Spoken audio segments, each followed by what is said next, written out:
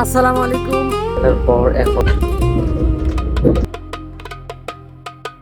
আর আলহামদুলিল্লাহ মাটির একবারে নিচে দিয়ে।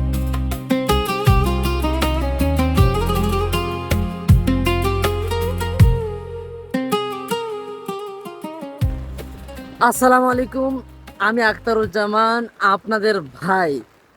আলহামদুলিল্লাহ আমি অনেক ভালো আছি। কেমন আছেন আপনারা সবাই? তা চলেন আর একটি ব্লগ শুরু করা যাক। আর আজকে ব্লগটি আমি যাইতেছি আথিনা, মানে গ্রিসের রাজধানী। আর হ্যাঁ, শুধু রাজধানী তো নয়, সেখানে প্রায় 2-3 দিনের মতো থাকা লাগবে।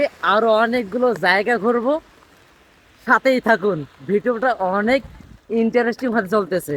আর এখন কিন্তু বৃষ্টি পড়তেছে আমার চারদিকে। দীর্ঘ 1 ঘন্টা বসে থাকার পর অবশেষে বাস আসলো, বাসে উঠলাম। আচ্ছা যাই।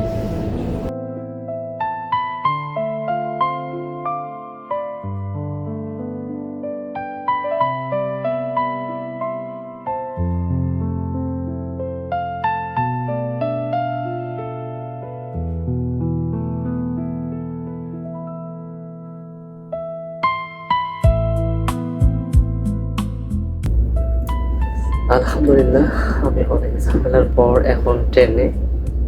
আর আজকের মতো ঝামেলা আমার কখনো হয়নি।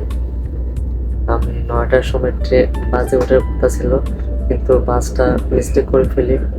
এরপর এসে ট্রেনের টিকিট কাটি, আবার 1 ঘন্টা লেট হয়ে যায়। রাত 10টা, সাড়ে 10টার সময় আবার ট্রেন আসে, ট্রেনে উঠি। এখন দীর্ঘ 2 ঘন্টা লাগতেছে আমার যাইতে রাজধানী, মানে আথিনা।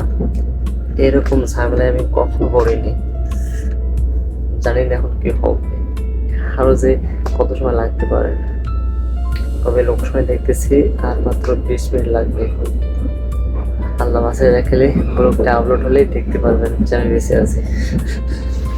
তবে সত্যি কথা কি, এর মতো টেনশন এবং এরকম একটা বাজে সিচুয়েশনে কখনই পড়িনি। সবকিছু আল্লাহ তাআলার হাতে। আল্লাহ তাআলা ভালো জানে কার নসিবে কি হবে। আর এটা হইতেছে মূলত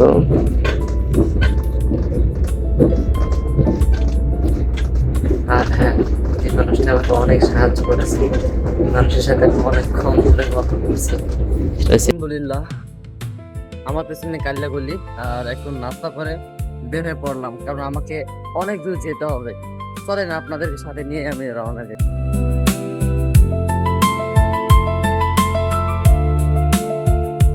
আর আলহামদুলিল্লাহ আমি মেট্রো টিকিটটা কেটে ফেললাম।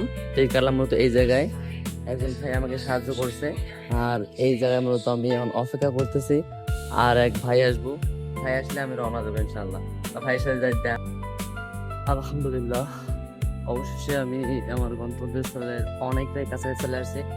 মেট্রো থেকে নামলাম, আর আমি যে মেট্রো থেকে আসতেছি এটা মাটির একবারে নিচে দিয়ে, 3 নম্বর মাটির নিচে দিয়ে আর কি আমি যাইতেছি। আলহামদুলিল্লাহ অবশেষে আমার কাজটা শেষ করলাম, মানে কাগজ জমা দিলাম এবং আমাকে জিমেলে পাঠিয়ে দিয়েছি কাগজটা, আলহামদুলিল্লাহ। আর এখানে আসার পর কিছু বাঙালি ভাইদের সাথে দেখা, বাঙালি ভাইদের জন্য একটু অপেক্ষা করতেছি, জাস্ট অল্প কিছু সময়। তারা আসলে আমি রওনা দিতেছি ইনশাল্লাহ আবার আথিনার উদ্দেশ্যে, মানে ওমানিয়ার উদ্দেশ্যে। শুধু জার্নি আর জার্নি, এটাই জীবন। কিছু বলার নেই, কিছু করার নেই, সব কিছুর জন্য আল্লাহ ভরসা। আলহামদুলিল্লাহ।